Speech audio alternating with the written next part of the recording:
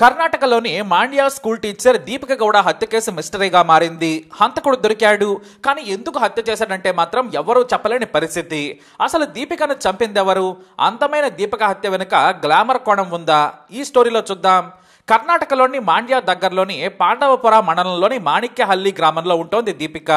ఈమె తన గ్రామానికే చెందిన వ్యక్తిని దాదాపుగా 9 ఏళ్ల క్రితం ప్రేమించి పెళ్లి చేసుకుంది. వాస్తవానికి ఆ రోజుల్లో దీపిక ప్రేమ పెళ్లి పెను వివాదాలకు దారితీసింది. హీరోయిన్ రేంజ్ గ్లామర్ ఆమె సొంతం. కానీ తన క్లాస్మేట్ అయిన లోకేష్ అనే యువకుడిని ప్రేమించింది దీపిక.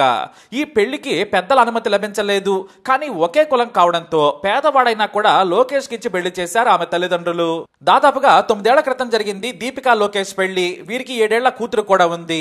భార్యాభర్తలు చెరో ఉద్యోగం చేసుకుంటూ హాయిగా జీవితాన్ని గడుపుతున్నారు. దీపిక తన దగ్గరి గ్రామమైన మేలుకోటలోని ఎస్సిటి స్కూల్లో టీచర్ గా పనిచేస్తోంది. బిఎస్సి బిఈడి చదివిన దీపిక టీచర్ గా చేస్తోంది. అయితే ప్రతిరోజు దీపిక తన స్కూటీ మీద స్కూల్కి వెళ్లేది. కొన్నిసార్లు బస్ స్టాప్ వరకు వెళ్లి అక్కడి నుంచి బస్సులో వెళ్లేది. సమయాన్ని బట్టి ప్రయాణం చేసేది దీపిక. ఇక దీపిక మోస్ట్ బ్యూటిఫుల్ లేడీ.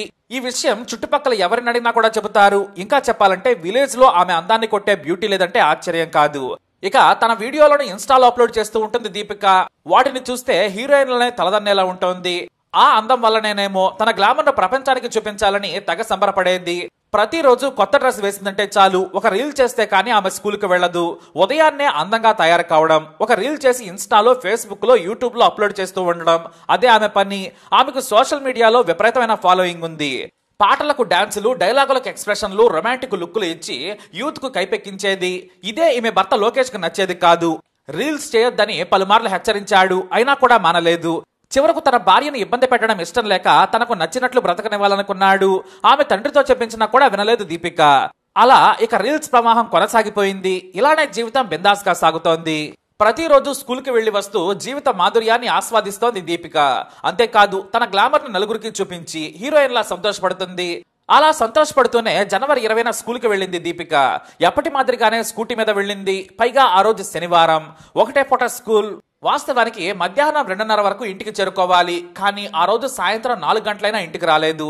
వెంటనే భర్త లోకేష్ భార్య దీపికకు కాల్ చేశాడు. కానీ ఆమె ఫోన్ కనెక్ట్ కాలేదు. దీంతో ఆయన కంగారు పడి స్కూల్ కి కాల్ చేశాడు. స్కూల్ నుంచి వెళ్లిపోయిందని చెప్పారు.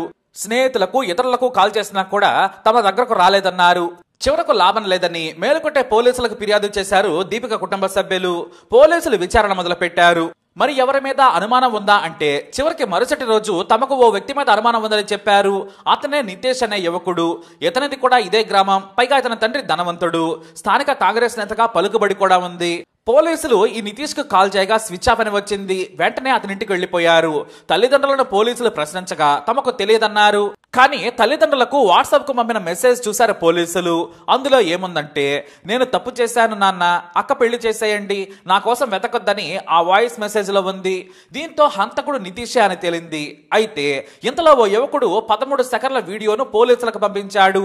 ఆ వీడియోను యోగ నరసింహస్వామిని దర్శించుకునేందుకు వచ్చిన ఓ టూరిస్ట్ పంపించాడు. తన వివరాలు చెప్పిన ఆ యువకుడు ఓ వ్యక్తి మహిళపై దాడి చేస్తున్న వీడియోను తీసినట్లు పంపించాడు.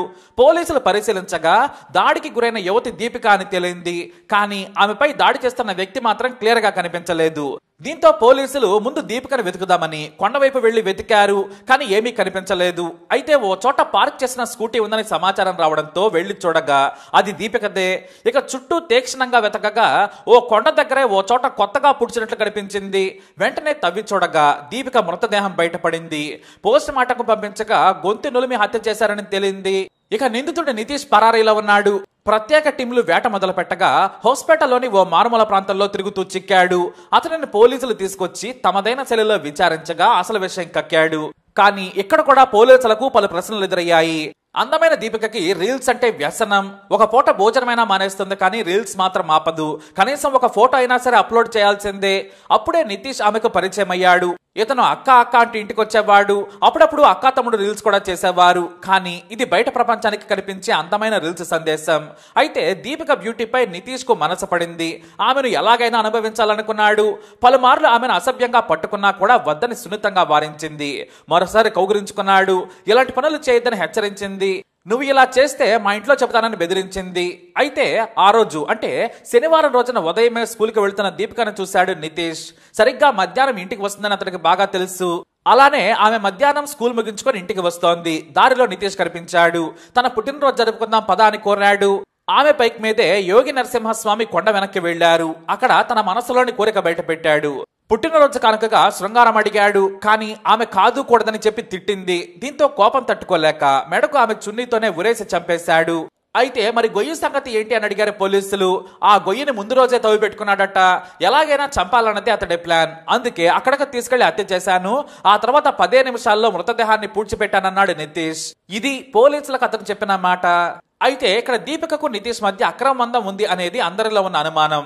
పేరుకు అక్క అని పిలిచేవాడు. అక్క అంటూ నలుగురిలో తిరిగేవాడు.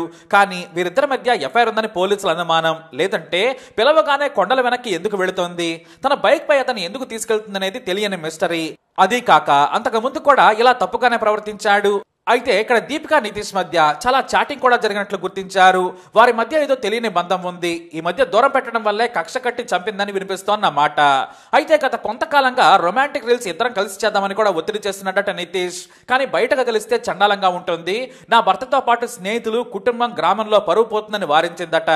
ఆ తర్వాత కుటుంబ కండిషన్స్ ప్రకారం ఇంటికి కూడా రావద్దని చెప్పినట్లు తెలుస్తోంది. అందుకే కోపంతో రగిలిపోయిన నితీష్ అందమైన దీపికతో ఎడబాటును తట్టుకోలేక సైకోలాగా మారాడు. అతడిపై అనుమానం ఉండడం వల్లే పోలీసులకు కూడా దీపిక కుటుంబ సభ్యులు అతడిపైనే అనుమానం ఉందని వ్యక్తం చేశారు.